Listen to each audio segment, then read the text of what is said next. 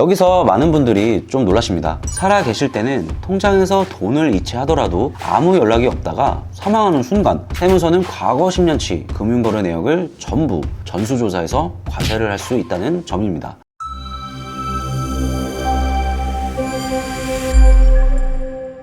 안녕하세요. 상위 1% 자산가분들의 다음 결정을 바꾸는 세금 인사이트 테스형 김태수 세무사입니다. 오늘은 많은 분들이 이미 끝난 일 아니냐, 신고만 하면 되는 거 아니냐 이렇게 생각하시는 주제, 바로 상속세에 대해 이야기해 보겠습니다. 먼저 상속세의 본질부터 짚고 가셔야 합니다. 상속세는 신고만 하면 끝나는 세금이 절대 아닙니다. 상속세는 국가, 즉 세무서가 결정해서 부과하는 정부부과 세목이기 때문입니다. 쉽게 말해 우리가 신고는 하지만 최종 판단은 세무서가 한다는 겁니다. 그래서 상속이 발생하면 거의 예외 없이 상속세 세무조사가 진행될 수 있습니다. 조사 대상은 단순히 사망일 당시의 재산과 부채만이 아닙니다. 세무서는 이분이 돌아가시기 전에 재산을 미리 빼돌린 건 없는지 이걸 보기 위해 사망 전 자산 유출 전체를 들여다보게 됩니다. 그리고 이 조사 과정에서 가장 중요하게 보는 핵심이 바로 사전증여 여부입니다. 그렇다면 사전증여는 어떻게 과세될까요? 상속세는 사망 시점에 남아있는 재산만 과세하는 게 절대 아닙니다. 과거에 미리 준 재산까지 상속 재산에 합산해서 과세할 수 있습니다. 구체적으로 보시면 상속인, 즉 자녀나 배우자에게 준 재산은 사망일 전 10년 이내에 증여분이 합산될 수 있습니다. 반면에 손자, 며느리 같은 상속인이 아닌 사람에게 준 재산은 사망일 전 5년 이내에 증여분이 합산될 수 있습니다. 여기서 많은 분들이 좀 놀라십니다. 살아 계실 때는 통장에서 돈을 이체하더라도 아무 연락이 없다가 사망하는 순간 세무서는 과거 10년치 금융거래 내역을 전부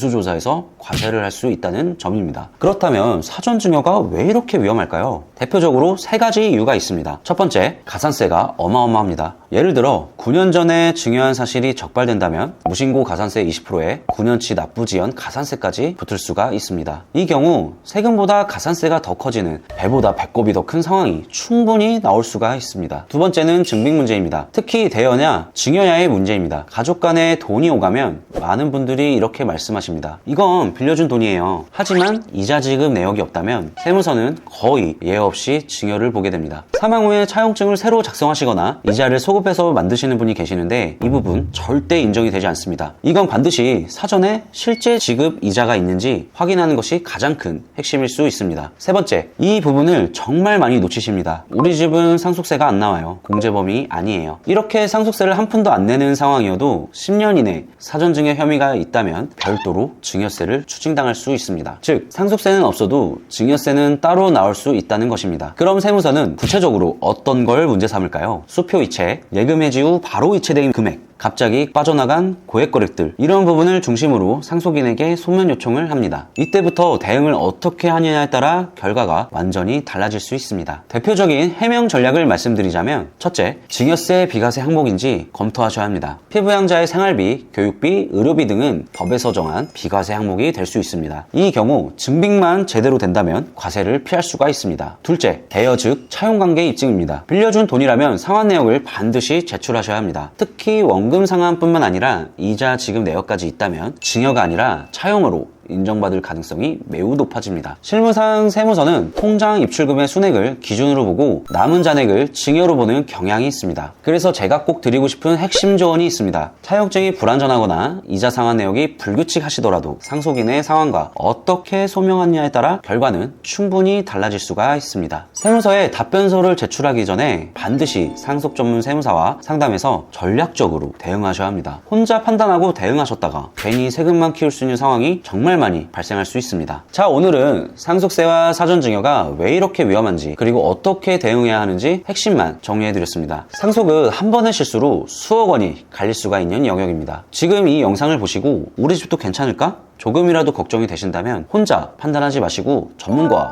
먼저 상담하시길 추천드립니다. 자, 오늘 영상이 도움이 되셨다면 좋아요와 구독 부탁드립니다. 다음 결정이 더 현명해지실 수 있도록 다음 영상에서 더 깊은 세금 인사이트로 찾아뵙겠습니다. 감사합니다.